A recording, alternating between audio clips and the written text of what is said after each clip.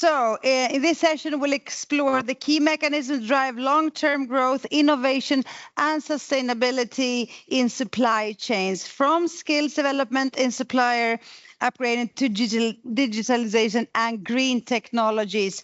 We have a fantastic lineup of experts who bring hands-on experience from industry, education, and development cooperation. Please welcome Nader Imani, Head of Partnership Development, Global Education at Festo Didactic, and Makda Berhe, Program Specialist in Private Sector Collaboration at Sida. Welcome to the stage. Megan Yates, Chief Expert for Logistics and Freight Forwarding at World Skills Ireland, and Katarina Eriksson, Food for Development Director, Europe and Partnership Development at Tetra Pak.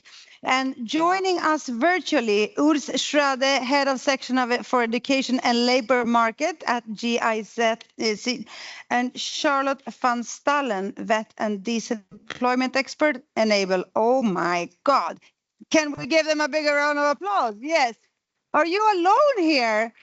Where are your friends, your co-speakers? Okay. Yeah, okay. So then we can... yeah, please, welcome to the stage. Do you have microphones?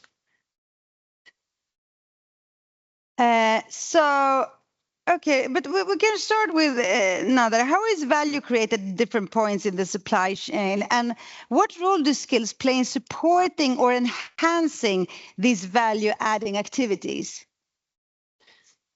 Well, let me start as an engineer to talk about, let's say, how do you create values basically on raw materials, and how do you define that commercially as sound?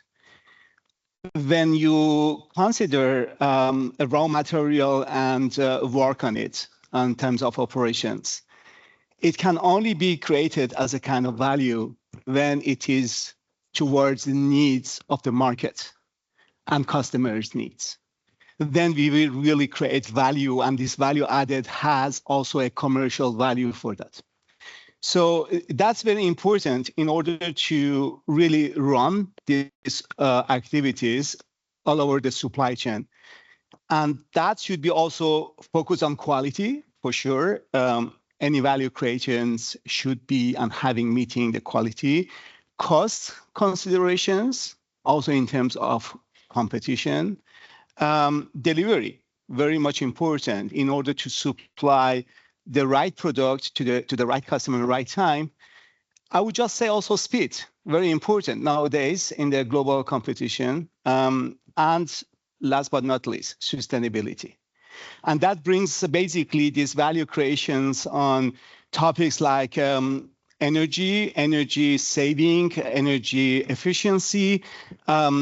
My predecessor was talking about net zero economy, so that's all important, but also about material resources, resource management, environment consideration for recycling, renewables, well, circular economy. So that's very important. So if you just consider these value creations supply chains and the use of the technology taken, you can really create this value stream mapping, but at the same time, you can create a skills thing that goes parallel to that. Because for those value creations, you're using technologies, you're using methodologies, and for that, we all need skills. And that's basically the topic that we would like to consider when it's come to business, because what you are creating in terms of value and the skills needed for that, you will be also having to match your customers from your suppliers, business to business, but also to business to customers or business to consumers. And that's basically at the end, it's a kind of community responsibility. So I like the ideas of the chain, but at the end, what's the drive of this chain? If you want to create a pull movement, what's the drive? Who should be the drive? Who should be playing the role of that? And we have been working with UNIDO for many years, 25 years now, and very pleased to have been working with LKDF, also as a founding member of the LKDF a couple of years ago, on two projects that we have been working based on those principles. The very first one that recalls my mind is the project in Uruguay with the support of the Ministry of Industry and Minerals in Uruguay, creating a center for education and skill development on SMEs for food productions, meat productions, considering Uruguay is one of the largest meat producers of the world. Caime. That's a fantastic center is going on, providing the right skills development for the changing technology. We should also consider technology is changing all of the time. So for the changing technology, the right skills for the SMEs, that sometimes they are the real, let's say, drive of the economy, but at the same time, they need very much support. And the second project that we have been developing was together with the support of the USAID, unfortunately not anymore among us, but back then, together with also UNIDO and also the government of Morocco, in order to design skills for water technology along the 50 years macroeconomic program of Morocco for hydraulics to support the sustainability in terms of water policy. Yeah, those two projects are, let's say, the lighthouse of those principles that I was just mentioning, considering skills mapping values along the value added generations on the supply chain. Thank you so much for now, Nader. Makda, Berhe, how can international cooperation initiatives help develop the enabling environment for value addition across supply chains? Thank you, Alexandra. Hi, everyone. My name is Makda Berhe, and I work at Sida. I had some mic problems, so I just want to make sure. Can everyone hear me? Okay, good, because I'm also holding the piece in my lap, so please let me know if it's not working well. So yes, Sida is one Swedish funder working with many things. You heard Director Tegborg talking about how private sector collaboration is key. My colleague Jonathan Francis also mentioned the same thing. So with private sector collaboration, we have a new government in Sweden, or new reform agenda rather, where there's a lot of focus on private sector collaboration because it contributes to economic growth, prosperity, as well as creating jobs, which is key in fighting poverty reduction. And as the goals of Agenda 2030 are underfunded, ODA, meaning international development cooperation actors such as Sweden, we can't do it all. We don't have a large financial muscle. And it's the same thing with other donors. What we're seeing is that a lot of donors are actually having less funds. So working with the private sector as well as public sector actors is very important. And I would say this is one of the key advantages with Sida, because we don't implement the projects, our partners do. Partnership is key. And because we can meet with all the actors as well as in the market, meaning public sector, private sector, civil society actors, we can reach more people. I think LKDF is a perfect example of that, where we have actors from all sectors working together. And I would say another key advantage of the way Sweden works is that, or Sida rather, is that we always start with a multidimensional approach where we examine how is poverty manifested in the groups that we work in, and then that informs the work. And then also having good understanding of the local context is key. We have a large presence in the countries that we work in.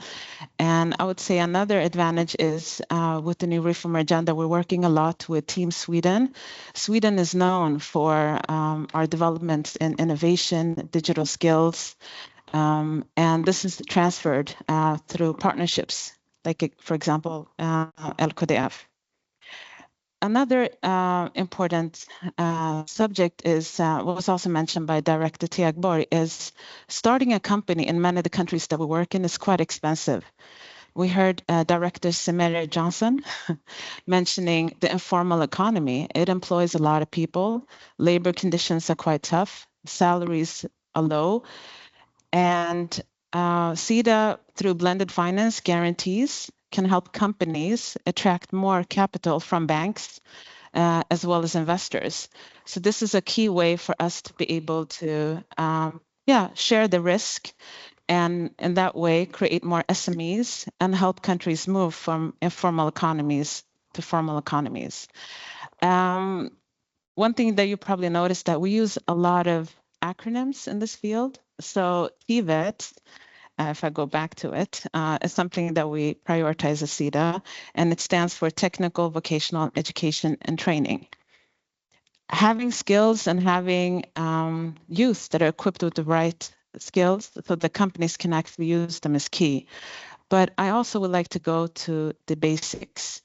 We heard Mona Idrisu, and I think also Hendrina, as well as Simera, talking about basic skills. Sweden, as well as others, focus a lot on basic education as well as primary education. What did we learn from COVID? Learning outcomes went down. Schools were shut down. For young people to be able to take advantage of TVETs, they still need literacy skills, numeracy skills. You can't expect teenagers or young people that can't, that don't necessarily have the right literacy skills to be able to take advantage of these programs. So national governments need to continue building on basic skills. I think I'll end there. Thank you so much. Megan Yates, World Skills Ireland. How does engaging youth in skills development benefit companies invested in value chains? Thank you, Alexandra. So just for a bit of context for anyone who's not aware, I've come through the World Skills chain, having started as a competitor, won the gold medal in Kazan, and then come back as a chief expert in World Skills Ireland. So I've seen it from both perspectives now, from the perspective of being the skilled youth, being taught and skilled, and now being on the other side of how can I impart those skills on the next generation of youth. And I think the most important thing I've learned so far in my journey has been all around the idea of mentorship and the idea that we can have all these exciting skills programs and all these developments, but it can be quite intimidating as a young person to come into a new field or learn a new skill, and you need that support system around you. We used the comparison during my World Skills journey around it takes a village to raise a child. Well, it certainly takes an industry to raise a skilled young person, because it's not just one person or one industry or one company or one organization that does it. It's that combination of all the different industries and the different players, the public sector, the private sector, coming together to impart all those different skills and knowledge to build on that young person's journey. And it was referenced in session one earlier about how we can have these programs, but how do we attract the youth into them? And there is great now, we have social media and we have all these different ways of promoting it, but it's about changing those perceptions. And it's not something we can do overnight, but it's something that's a very slow burn, but it will lead to great advantages in the future. So it's about not giving up, not feeling just because one promotion or one idea hasn't worked that, okay, this skills initiative isn't going to work. It's that slow burn, using the public sector, the private sector, the NGOs, and everyone working together. And organizations like World Skills, where they're putting youth at the forefront of it. They're giving the young people the opportunity to meet with all these global players on this international stage, to share their experiences, to share their ideas, to share their voice, and having them in the room, as was mentioned before as well, to have that input from everybody, and especially the skilled youth. Because years ago, it used to be you went in, you learned a trade or you learned a skill, and you had that for life, and you stayed in that employment until you retired. But nowadays, we can see that the world is such a dynamic place. Skills are changing all the time. Industries are changing, and those skills that we need are not just one and done for life. There's that constant need for upskilling and promotion of new skills, and skills that we haven't even thought of yet that are going to be needed in the future. And that whole not just just being the reactive, but being proactive around developing them and bringing youth on the journey with you as you're looking at those new skill areas, and having that promotional piece, like the different conferences, the different skills programs, the different international events where we can all come together like we are today to share those ideas and promotion. And finally, then around, especially as a young female, how do we encourage that female voice in the room? And it really is slowly down to, you have to be able to see it, to be it. And having the females in the room sharing their stories, sharing their experiences, not just always the positives, but also the negatives, so that we can learn from them. When I came into the logistics industry back home in Ireland, I was often the only female in the room, and it can be very daunting and overwhelming.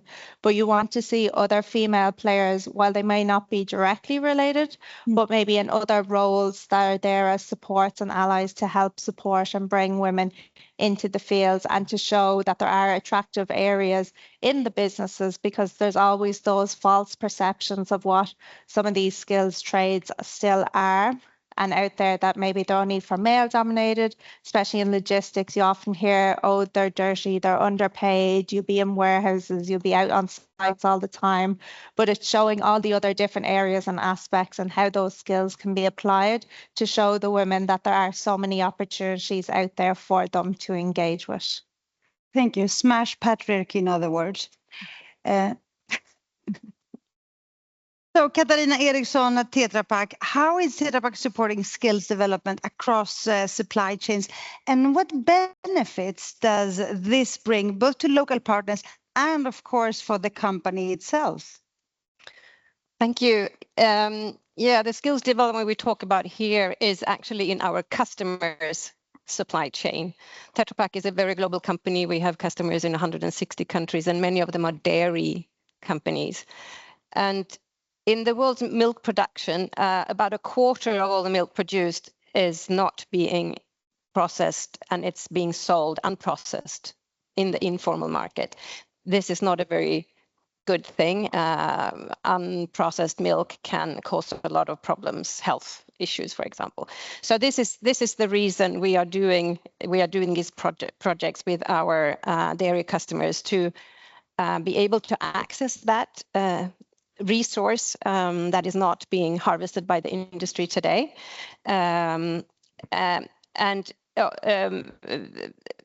So this is the reason we engage with our customers, so that they get access to this extra milk that they need.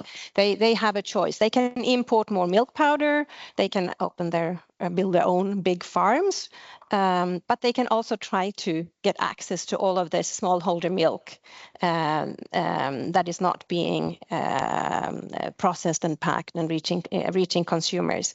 So the skills development in our case is the development of these farmers.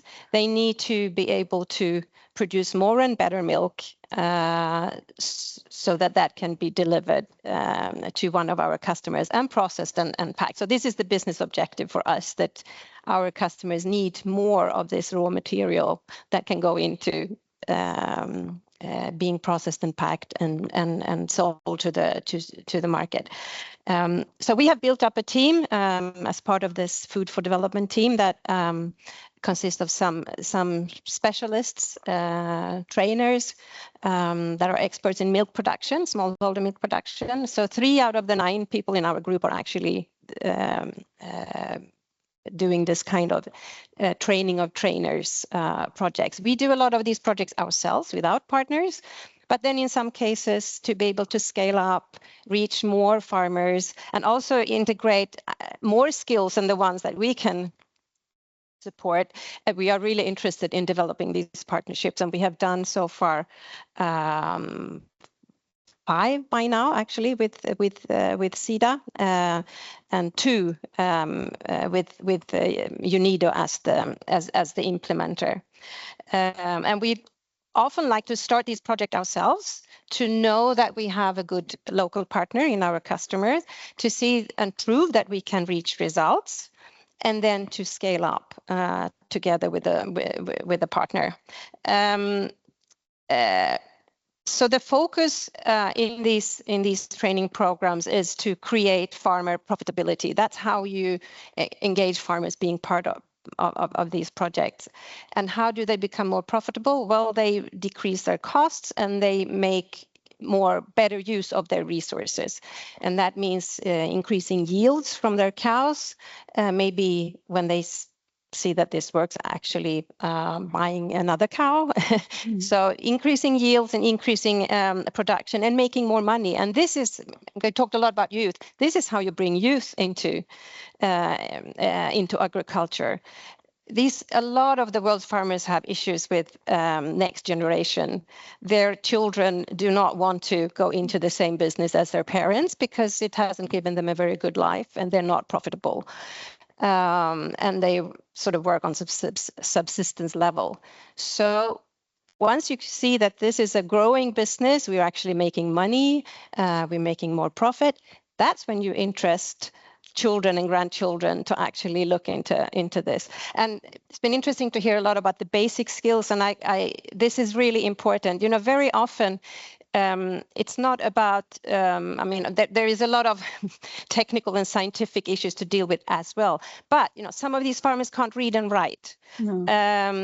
And there are a lot of the skills does not require AI or computers or investments. It's about turning your milk bucket upside down once you've cleaned it so that it gets sterilized in the sun. And avoid to contaminate the next fresh milk you put into this bucket. So sometimes it's very simple knowledge and very basic skills. And that, of course, combined with understanding the biology of a cow. Why does it have to lie down to produce milk? So it's a combination of all of these things. Mm-hmm. So basic knowledge. Exactly. Thank you so much. Urs, how can education and training systems be designed to more directly support local value creation across supply chains? Yeah, first of all, hello to everyone. I'm happy to join you online on this event, and I hope you can hear me through this internet connection. And just a brief introduction. My name is Urs and I work with German Development Corporation. So I also come from the development corporation world, and I'm heading the section, GIZ section on private sector development and economic policy. So I'm less a technical vocational training person or education person. I come more from the market side, from the demand side for skilled labor. And I think you will find that, especially when you hear my answers to your question. So, in my opinion, in order to create value in and across supply chains through skilled professionals, skilled labor, skilled persons, we have to listen very, very closely to the needs of the industry. And I'm saying this because with GIZ, we have realized that in a lot of our partnering countries, we have a critical loss in value creation due to a lack of skilled professionals. There are plenty of examples, but let me refer maybe to the example of the garment and textile industry in Asian and African production countries such as Bangladesh or Cambodia, Ethiopia, Vietnam and Pakistan maybe. We find that there are a lot of key positions in middle management as well as in specialized departments such as dyeing or quality management where the companies do not find the necessary labor. And this has a huge impact of the competitiveness of these companies, because the only alternative for them is to hire experts from Europe or from the United States, and they are pretty expensive. And especially when we look on SMEs or SSMEs, there is very often not the capital to provide this solution, because it's just like, you know, it's the competitiveness is really like, it's a really challenged competitiveness.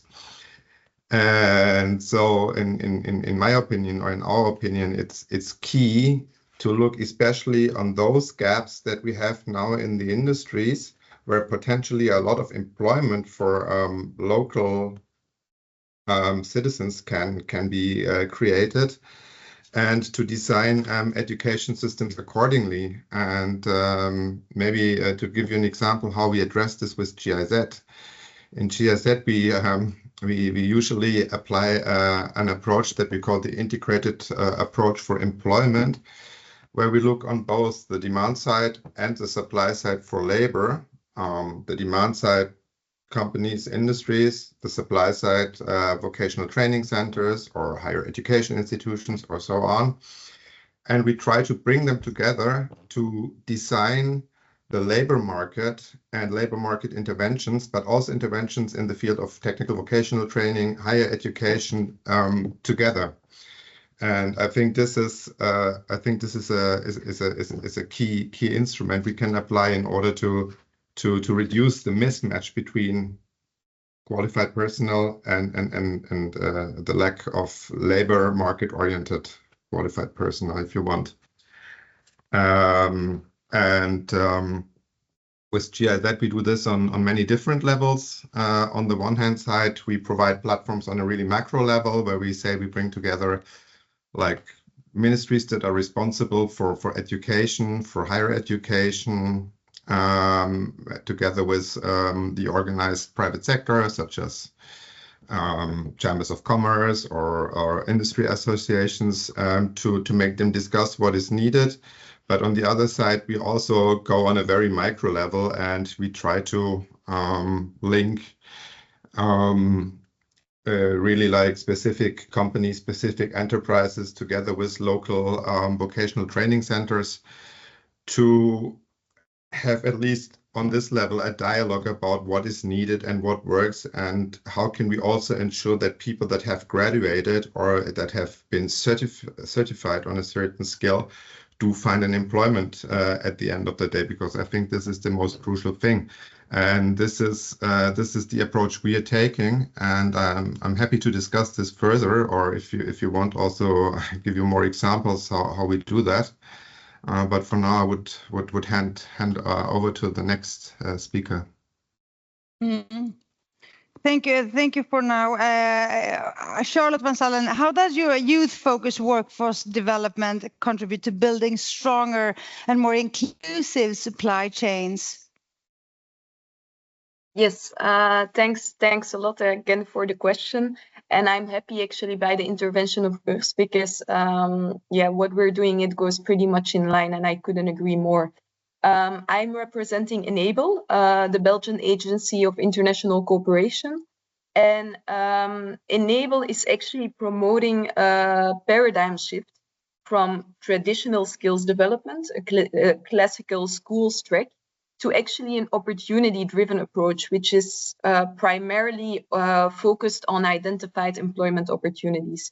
We call this OPFET. And so in name of Enabel, I also work in a Team Europe initiative that's actually piloting this innovative approach. And so, as part of a representative of Enabel and the TI, we truly believe that local skills are the foundation of value chain growth and local content. Now, how does Enabel and the Team Europe initiative make this concretely work? There are several crucial elements. So first, it's indeed the approach focuses and starts as entry point on current industry needs and investments. They will then rather organize and support short, non-formal, flexible training that take these needs actually into account, and also ensure shortest way to the labor market with direct employment as the objective. So private sector engagement is at its core, and it's also linked about the remark of Makda saying that there are different needs of kind of skills. This is also across the values chain, and thereby it's so important to have this analysis to look into the industry, to look into where the opportunities are, and to then reply to them in a flexible way. And this can go into soft skills, technical skills, green skills that are needed, specific technology, all the way. So private sector engagement is a start, but then also having a more holistic approach, not just on a single sector, but also across the value chain, including the analysis and support to, let's say, suppliers, subcontractors, off-takers. They're all interdependent for this ecosystem. And it is concretely demonstrated by what we call the multiplier effects. For example, specifically in the mining industry, which is also one of the industries that will impact our future a lot, we can see that one direct mining job can generate up to 4 to 5 indirect jobs in surrounding sectors like logistics, construction services, etc. And so, yeah, we need to be flexible and also look at different players, including also the anchor firms, the big firms that have actually the power to impact the whole value chain. They are important in terms of knowledge transfer, but also skills development. And then the last crucial element is, of course, this co-creation and these multi-level partnerships. So we look at partnerships like Urs has also mentioned, but on different levels. So you have the public-private partnership, because the public party is really needed also for buy-in and sustainable impact. But then you also have national, international partnerships, like with multinational corporations, also unlock these investments and technology transfer. A specific example from Enabel specifically is our project in the DRC, in the Haut-Katanga-Lualaba region, where we have a project Uni pour l'éducation et de l'emploi. And we work specifically with UNIDO, related to your perfect project, on an intervention that looks into this opportunity-driven skills reinforcement in heavy equipment and vehicles that are linked to the mining sector. So it also looks into the interrelated needs of the industry, and adapts training with the public party, public training institute, with a lot of support to public, private, and CSO coordination and dialogue, and also certification. And I think this is also what's needed in terms of industries, in terms of value chains, and in terms of the work of tomorrow. Thank you, Charlotte, for adding the multiplier effect too. So Nader, what challenges do companies face when trying to develop local skills in supply chains, and how can they overcome them? Well, let me start by saying that education is not only right of humans, but also is an investment. So whether it's a public or private investment, but all together is investment. So in terms of society and society responsibility, we all need to take and bear the responsibility for that. So in order to have a sound systems for education planning, of course, it has to be skills mismatch, pitfalls needs to be avoided. That's a key. Without that, all investment is in vain. But having said that, we also need engagement of multi-stakeholders in that sectors. The very first one that I do believe that should really be the responsibles of education system in the country or in the region is the private sector, is the labor market.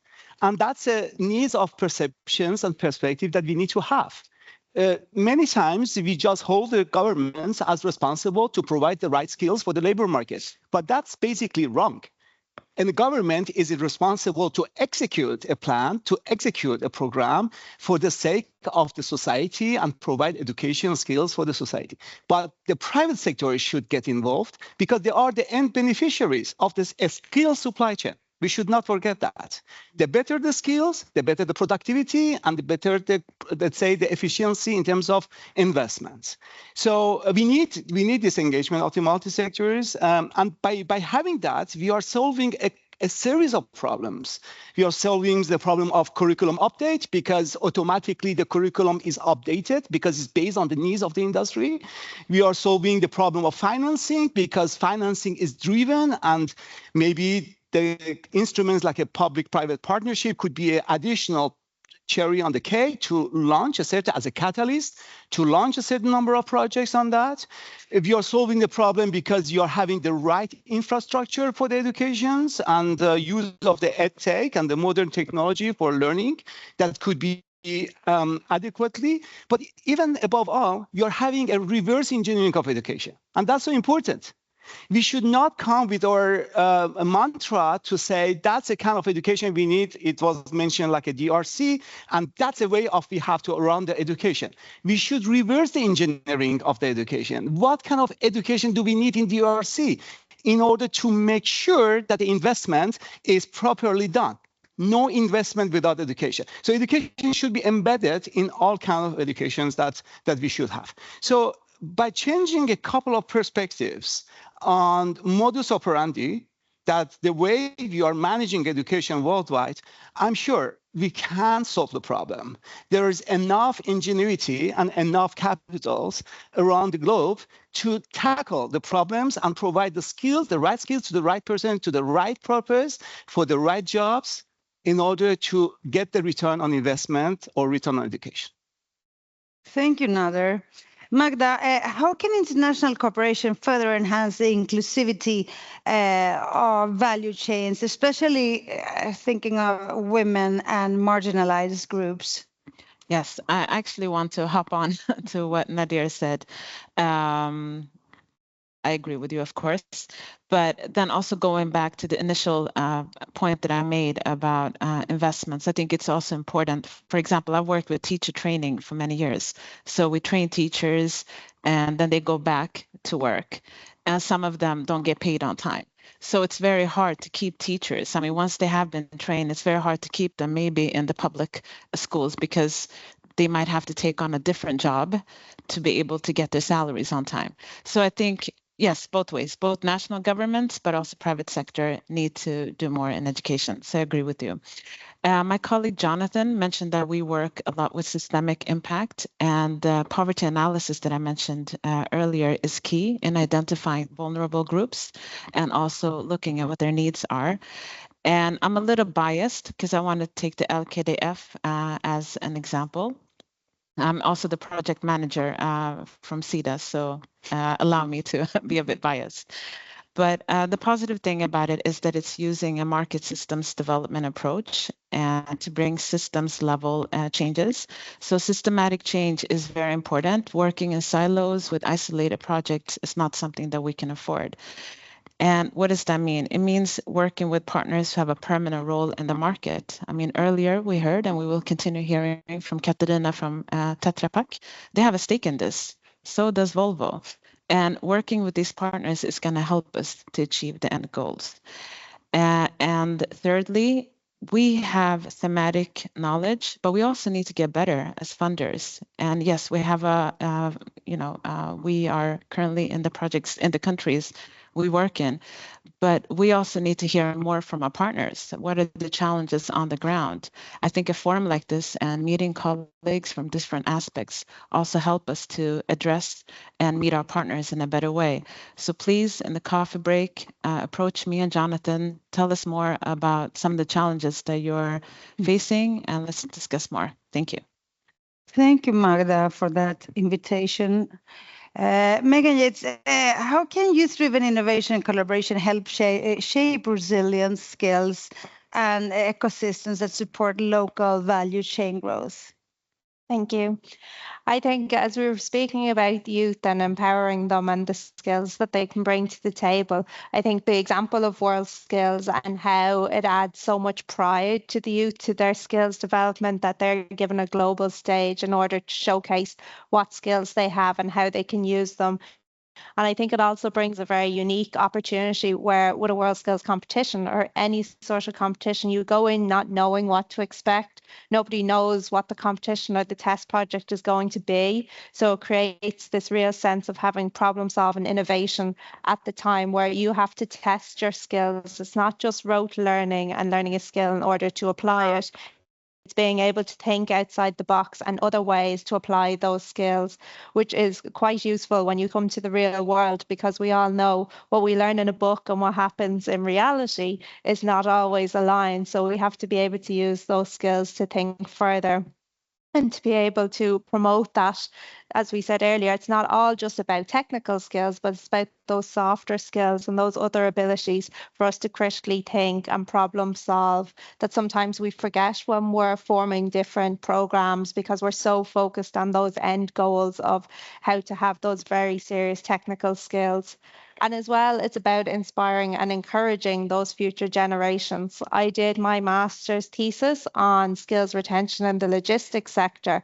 And while sometimes we always talk about a skills gap, sometimes it's not just a skills gap, but it's a skills retention issue that we're facing. So while in Ireland, we have a lot of skills programs and a lot of educated, skilled youth in the logistics and supply chain sector, we find it very hard to hold on to them, because the employment they go into then, there's so much work for them. Companies are understaffed. The expectation of them is to take on work of multiple people across multiple departments. And the idea of the career that they've been sold during their education is not aligned to the reality of the working world. So we're losing them to other sectors where they can use those transferable skills.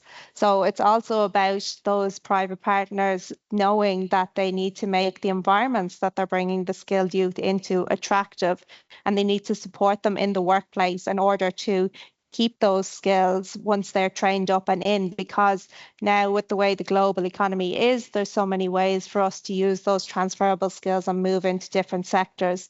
So obviously in those key sectors where we really need the skills, we need to really value those skilled workers. Thank you. Katarina, how does Tetra Pak measure the impact of its skills development program as both local communities and the business objectives? That's a very important question. Let me elaborate on why we measure results and what we measure. So why?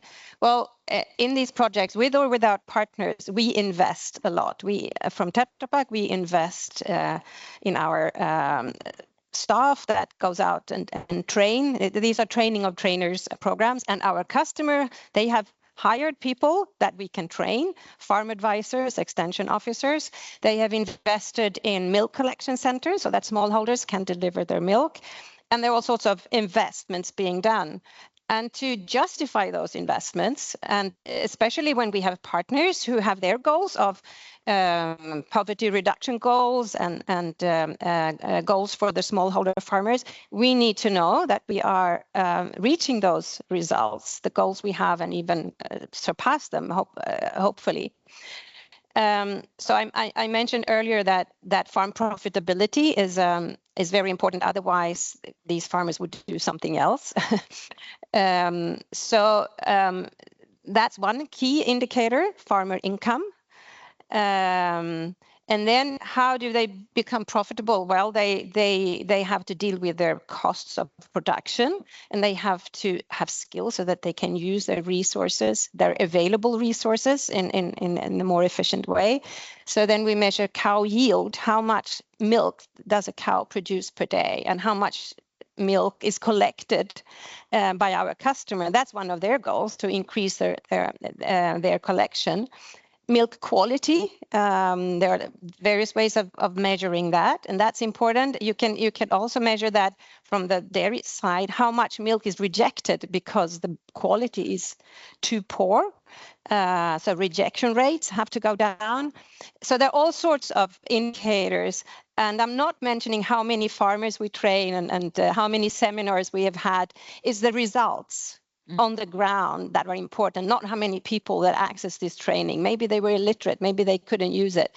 It's about the results on the farms and for our customers. So I can take a few examples. The project that we just started with UNIDO in Kenya, we have just had the official launch, but obviously training has been going on for a while. So milk production per cow is already up 17%. And this is just the beginning. The project we did in Bangladesh many years ago with UNIDO, after that first dairy hub was established, the yield per cow went up 143%, from about 5 liters to 11 liters per cow per day. And this is not bringing in new cows. This is with skills, proper feed, enough water. Milk is water. Yeah. Cows need water. How can they produce any milk if they get a bucket a day? They need hundreds of liters of water per day. Hundreds of liters per day? Per day.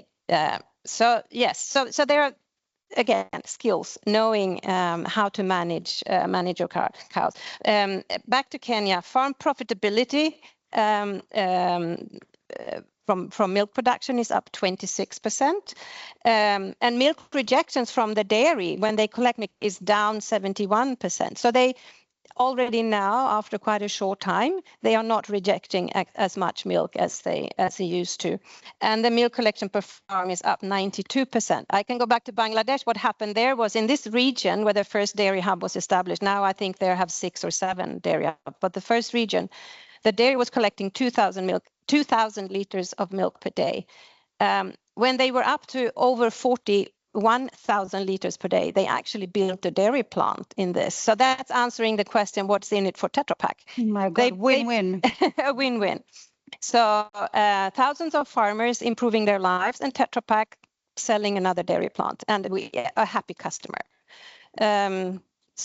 So yeah, I guess I stop there. So yes, measuring impact is, I'll mention one more thing. To be able to measure impact, you have to collect data. And that's an issue. How do you get all that data that you need? So we are in this project now with UNIDO in Kenya. We are piloting a new data collection tool so that farmers can easily register this data.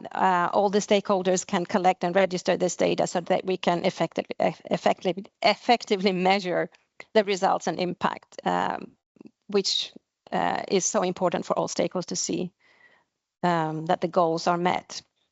Can I please add something? Yes, of course. I think one of the key, we've been talking about schools and basic education, but I think one of the most fascinating thing about the school milk program, where you supply school children with milk. So parents actually send their children to school because they know that they're going to receive milk.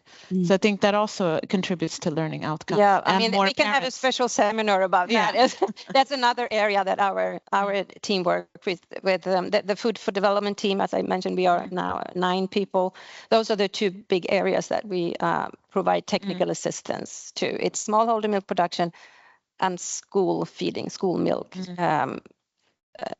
But in all these coffee breaks and lunches and dinners, I'm happy to talk more about that. This is really interesting. Thank you for being so specific with examples and everything. Urs, what role do public-private partnerships play in scaling skills development initiatives to build local value across sectors, would you say? So first of all, I have to say I'm really jealous that you have all those joint dinners and coffee breaks together. I would love to join that. You should be here. And discuss that much further, because I have to be very brief again, I guess, and I would love to discuss this much more in detail.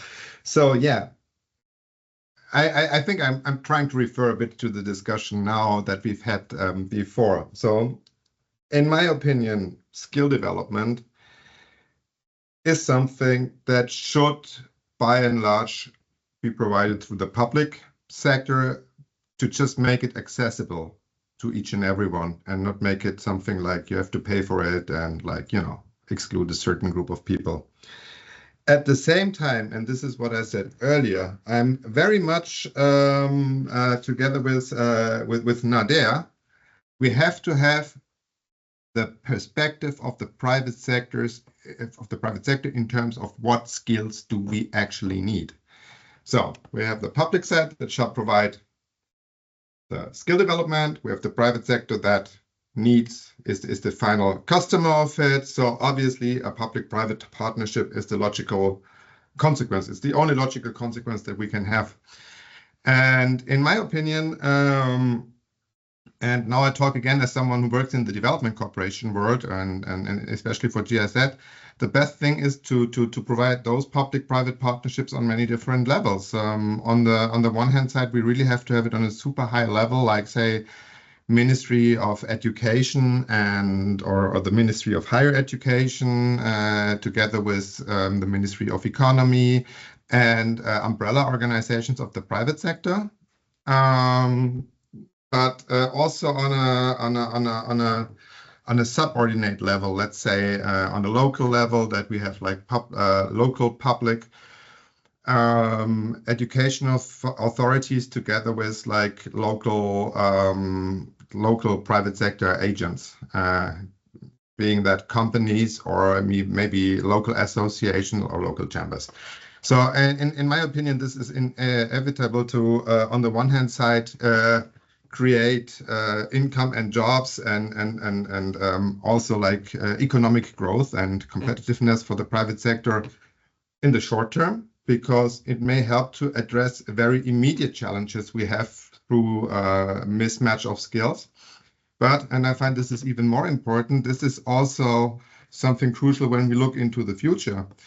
Because we also have to be aware that those things take time, right? And when I look at our partnering countries, I see a lot of countries that are just now undergoing a fundamental transformation process. For example, Indonesia or Vietnam, that are really like aiming towards a more circular economy. And then if we look on the implication a just transition have, all of a sudden we need a completely new skill set to keep people in labor. And the same is probably true for a lot of countries in West Africa, as well as in East Africa and Central Africa. There are many examples where we have a transformation of the economic system, if you want, due to technology, due to whatever reason.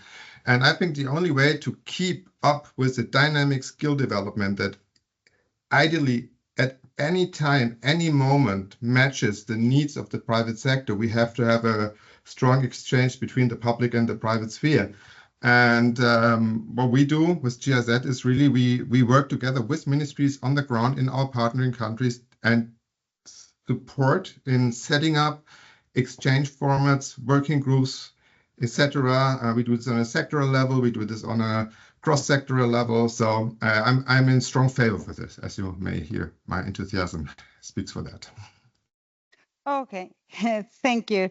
And finally, Charlotte, in your experience, how do partnership mechanisms like PPDPs enhance skills development outcomes? And what are the key factors that make these partnerships effective?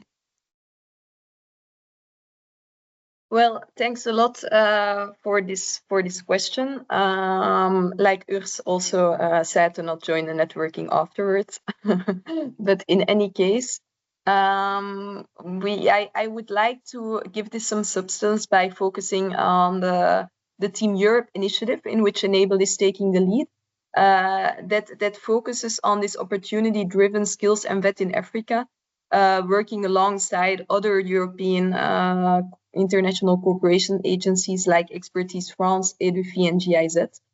And they focus on these partnerships in terms of the industries of tomorrow linked to the global gateway. And I think partnerships is really a core element of the initiative. It brings forward the opportunity-driven approach, like I mentioned before. And specifically, the initiative also proposes technical expertise to fuel partnerships and knowledge and also project support. And what are now specific levers that can be used to support or to fuel partnerships? Well, it all starts, I think, with a local objective and a local focus and ambition. And so the starting point of technical analysis in terms of opportunity-driven vet and employment is often a comprehensive supply chain analysis, where you explore what are these sectors with the most potential of growth and of employment, and also looking beyond a specific sector, because we know we have mining, green energy, etc., that are currently high on the radar. But if you look at the value chain, there are also related sectors like agriculture that cannot be ignored, but can be linked to these sectors and also jump on their growth. And I think if you share this information with the different partners, and you can direct and ensure that all of them see the benefits in terms of their personal situation and responsibility.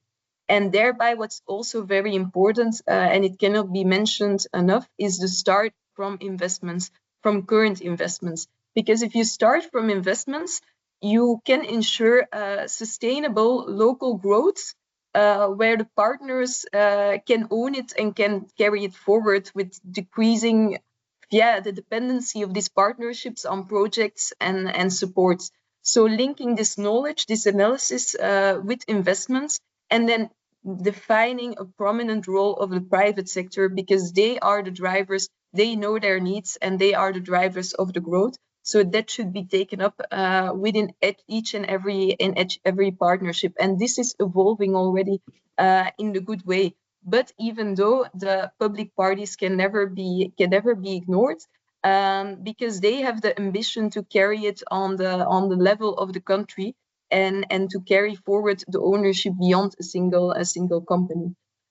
So how does the Team Europe initiative, because it's a lot of concepts, how does it actually aim to put this in practice?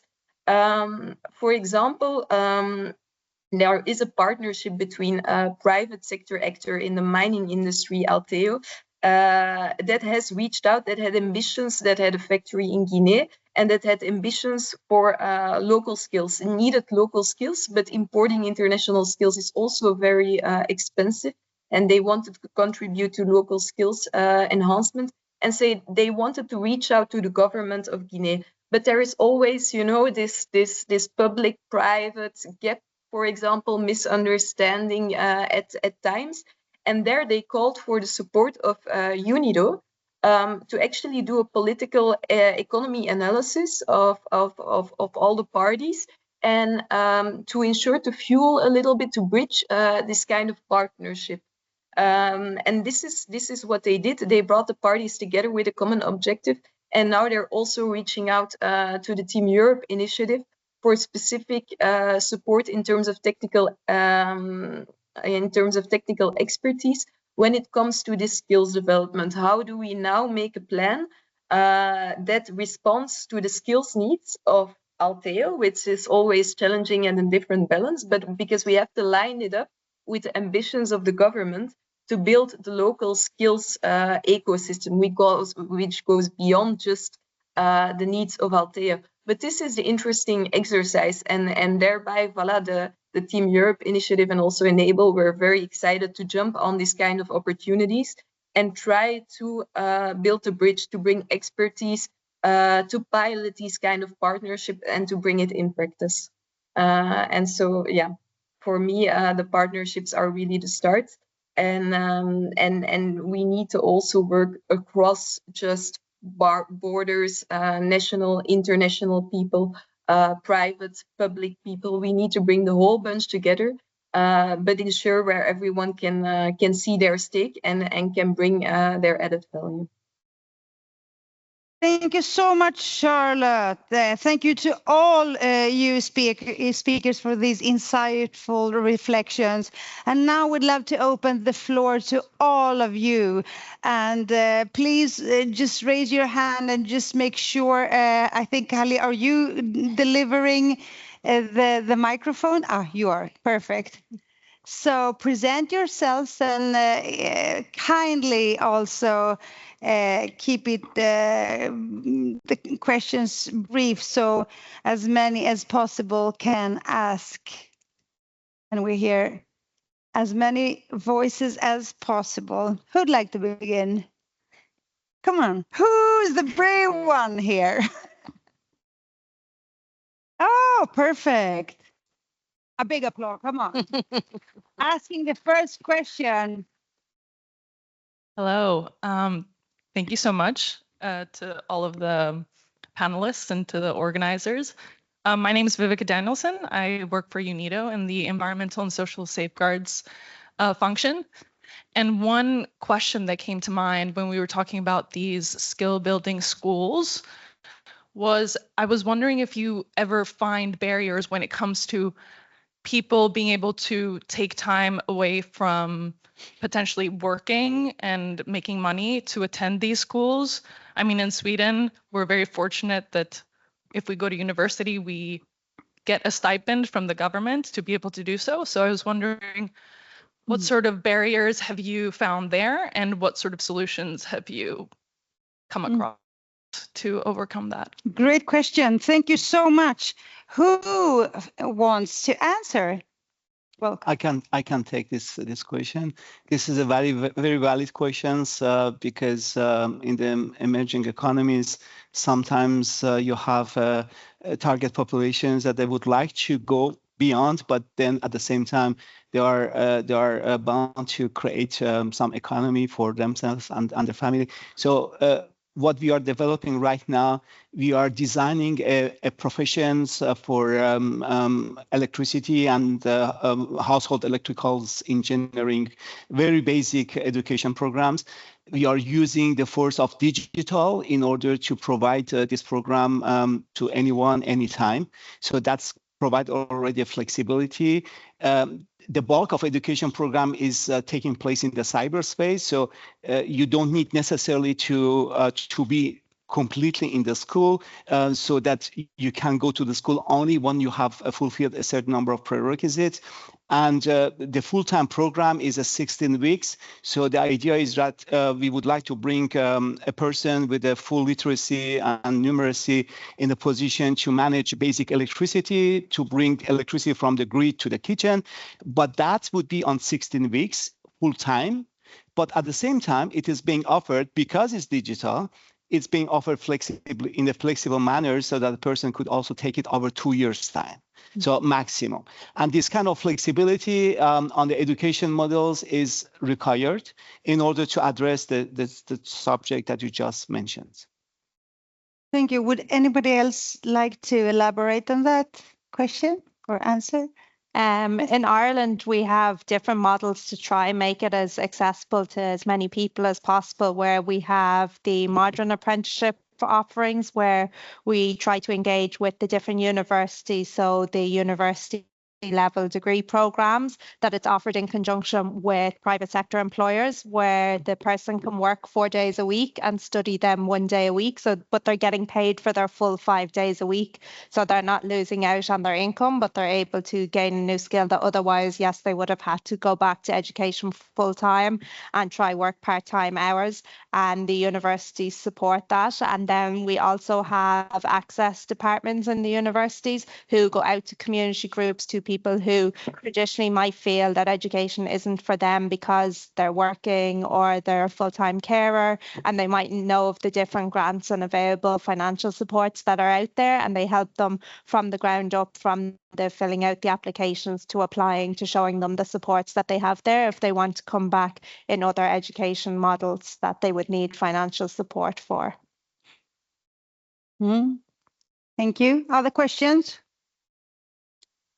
You know, you might also have like a call to action, or you might have something to add that they missed. And we have one from online that. Oh, perfect. So this question is geared towards Katarina. And yeah, in your intervention, you were talking about how it's not always the newest technologies, but just more kind of simple things, if you can say this, that might not be known, such as turning the bucket over. So the question was, what actions can be taken to incorporate these new green digital technologies into supply chains without excluding smaller suppliers from these supply chains as these technologies are incorporated? Thank you. That's a very, very broad question. Obviously, as a company and towards our customers, there are lots and lots of innovations, improvements to make dairy processing more sustainable. We have high goals of reducing environmental footprint and so on, without going into detail. But I think what our projects show is that also smallholder farmers, being very low technology, can actually be part of a green, well-developed value chain. And obviously part of the training that goes to farmers is also how to make them use their resources in the best possible way. This is not about huge investment in technology, even if you know, in some cases we, as part of the project, help them to invest in biogas production, for example, on farm. But if you look globally on milk production and where the heavy footprint is, it's in smallholder production because their resources are not used. So for every liter of milk, the footprint is larger than it is here in Sweden, where a cow produces maybe 40, 50, up to 70 liters per day, and a cow in a developing country is below 10 liters. It might even be as low as 1 liter. So obviously that cow has a larger footprint than the Swedish cow. So actually the efforts that we're doing in these projects, I think you can say we are addressing that issue to make that value chain greener and more sustainable by reducing the losses and also making those resources, that in this case the animals, more efficient. So per liter of produced milk, we are really reducing the footprint substantially. So I don't know if this is the answer to the question, but I think we can say that we work towards a greener, more efficient value chain, definitely. Thank you, Katarina. Do you have other questions or some? Can I ask? Yes, of course, Magda. I didn't know cows needed that much water. Very fascinated. So what do you do in contexts that are resource poor and an input like water is not enough? Does Tetra Pak supply farmers with more water? I mean, is that feasible? Or what do you do? Well, usually when a cow gets too little water, it's not because of the lack of water. It's the lack of knowledge that the cow needs the water, and that in many farms, cows don't have access to water 24 hours. They have to fetch it from somewhere and take it to them. So in many cases, of course, you have to solve that logistics. How do you bring in the water into the shed so that the cows have unlimited access to water? If you're going to carry all these buckets, it's going to be very very difficult. But of course, there are cases when milk production simply is very difficult because of the lack of water. I visited farms in Zambia many years ago when we were planning to work with a customer there to improve their access to raw milk. But these farmers didn't have access to water. Their boreholes were not deep enough. They had started to build new boreholes and to get access to water, but most of the cows did not have access. They had to carry water kilometers or bring their cows. They had to walk a kilometer or two to get access to water. So it's simply not possible. Where you're right, when there isn't enough water, forget milk production. I mean, I didn't grow up in a developing world, I grew up in this small village in Greece that I told you about with my grandmother. She couldn't write, she couldn't read. We had 2 cows. We were also selling milk, and we had not enough water. We were like giving this poor cow. Now my grandma is gone, everything is over, but I had no idea that you had to give a cow so much water in order to make the whole process much more effective and sell more and so on. So it's like basic knowledge that is also very important for you to distribute and spread. Thank you. Okay, do we have anyone? Oh, perfect. We have 2. Kali, would you mind? Thank you so much for the great discussions. My name is Kamila Kukatz. I'm with the European Commission, DG of International Partnerships. My question is more to the private sector Festus and also Tetra Pak on the use of AI. The example you gave in terms of this very practical, how do you need to clean the bucket? It's something you could probably ask ChatGPT and it would tell you that. So do you also work with the AI tools that are more and more accessible as the digital devices are expanding, to help people for this kind of small scale or micro trainings using these kind of tools? Thank you. Would you? Okay, so I can start. Yes, yes. I was just mentioning about digital education programs, and the digital education program is a natural platform to offer AI embedded. So we are using AI in our digital education modules, and that's also for different purpose. So we are developing the AI in the search for knowledge using the Socrates approach, so that we are not providing the answer to a question with the answer, but probably with the questions in order to trigger the reflections of the learners about already existing knowledge. So that based on the reflections, knowledge reflections, the person would really land on the answer. We believe that this is a better approach when you are learning. Of course, when you are researching or we are doing different kind of applications using AI, you may maybe use a kind of more like a straightforward ChatGPT or Copilots or Gemini. But use of AI in the learning process requires its on, let's say, its proper way to use it. So we use that. And also on the program that I mentioned before, for this household electrician program, excuse me, we try to embed that, because you should consider that the digital education, it does offer advantages, a lot. We know that, but also a lot of disadvantages. And the advantages also actually a lot of disadvantages. So you have a learner in the lonely position. So you do not have these social interactions. There is no interactions with the teachers nor with the peer learners. So we need to consider this AI as a kind of monitoring and a guiding, so that it could be, like let's say, a kind of advantage for the learners in their learning path. Thank you, Nader, also for the Socrates approach with the questions. His favorite question was why, and somebody mentioned the why here. So the last question before our lunch.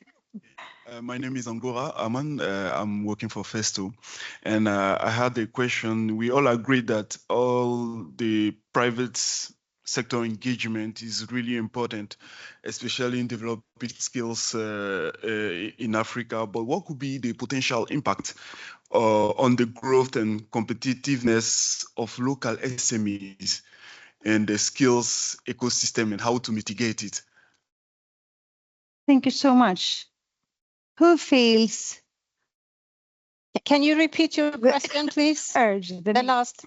The question was, if the private sector engagement, especially for a multinational company, is important in developing skills, what could be the potential impacts on local SMEs in terms of access skills workers, and also how to limit the dominance of those big companies comparing to the SMEs that are establishing in the region?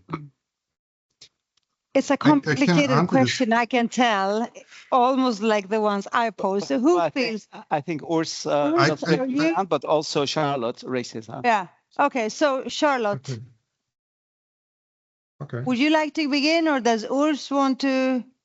If Urs agrees, because he was actually first, I think, but. I mean, I don't care. Whatever. Do you? Okay.